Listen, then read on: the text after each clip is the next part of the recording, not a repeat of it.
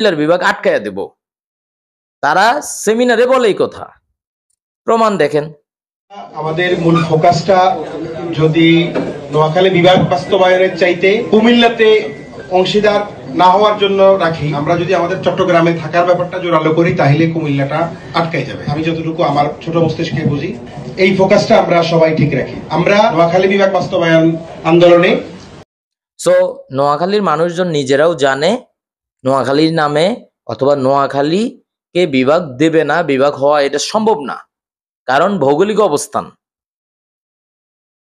এখন কুমিল্লা যদি বিভাগ হয়, কুমিল্লার চারপাশে হচ্ছে প্রত্যেকটা জেলা থাকবে।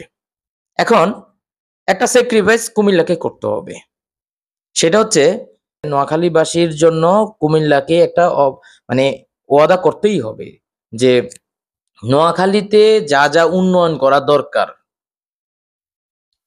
যে একটা জেলা ভালো জেলা হতে গেলে অথবা একটা জেলাকে উন্নত করতে গেলে যা যা উন্নয়ন দরকার